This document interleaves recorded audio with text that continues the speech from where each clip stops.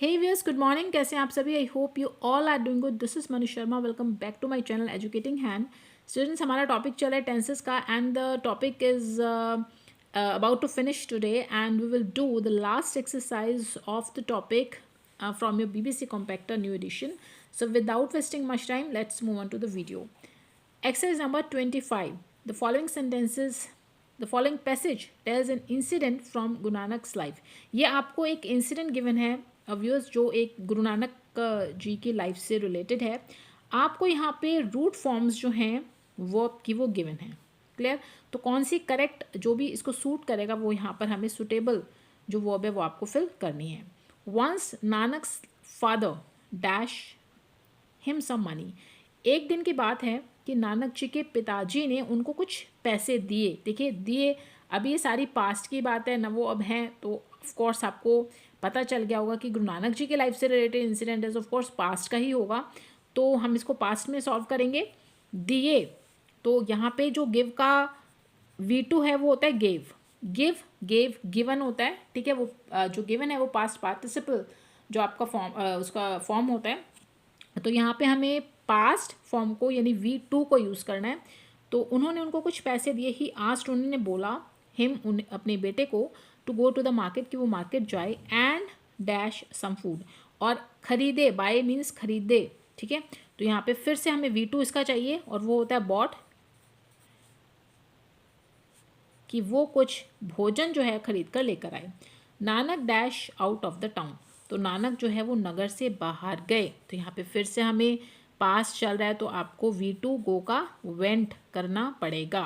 तो वो शहर से बाहर गए. ऑन द वे, रास्ते में क्या हुआ कि he dash some sadhus meet. Meet means मिलना, तो उन्हें कुछ साधु मिले. तो यहाँ पे फिर हमें V2 और मीट का जो V2 है वो होता है मेट. तो उन्हें रास्ते में कुछ साधु लोग जो होते हैं वो मिले. दीज होली मैन, ये जो होली मैन थे, जो साधु लोग थे, हंग्री, वो भूखे थे. हंग्री होता है भूखे. ठीक है, अब यहाँ पे देखिए इसका आप कैसे यूज़ करेंगे. यहाँ पे आप अपना सब्जेक्ट चेक कीजिए. ये मैन है व्यूअर्स. मैन जो है ये प्लूरल है, MAN नहीं है, ये MAN नहीं है, EN है. तो प्लूरल है, काफ़ी सारे साधु लोग थे. तो वो भूखे थे, इट मीन्स आपको थे, और हम पास्ट यूज़ कर रहे हैं, पास्ट टेंस का. तो यहाँ पे आपको यूज़ करना पड़ेगा वर. ठीक है, थे की जो इंग्लिश है वो वर होती है. इसको आप किस तरीके से यूज़ करते हैं, जैसे हम आर में यूज़ करते हैं, वॉज वर में यूज़ करते हैं. तो किस तरीके से मैंने यहाँ पे वर का यूज़ किया है, क्योंकि ये प्लूरल है. तो जितने भी साधु लोग थे वो सब भूखे थे. तो नानक जी ने क्या किया, स्पेंट ऑल द मनी, उन्होंने सारे पैसे को खर्च कर दिया. स्पेंड जो है खर्च करना होता है, स्पेंड का V2 है. ठीक है, स्पेंड खर्च करना. तो उन्होंने सारा जो पैसा है खर्च कर दिया. फूड फॉर देम, और उन्होंने खरीदा.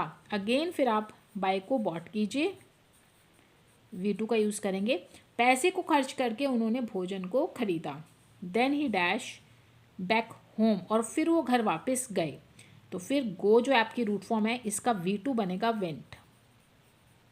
वो जो है अपना घर को है वापस गए. He dash the whole story to his father. अब टेल का मतलब होता है बनाना. टेल मीन्स बताना. तो उन्होंने ये सारी जो कहानी है ये अपने पिता को बताई. तो ये आपकी रूट फॉर्म है. और टेल की जो V2 होती है वो होता है टोल्ड. तो उन्होंने ये सारी कहानी अपने पिताजी को बताई. ही dash that he had done a good bargain. तो उन्होंने उसे कहा. देखिए से रूट फॉर्म है तो इसकी V2 होती है सेड.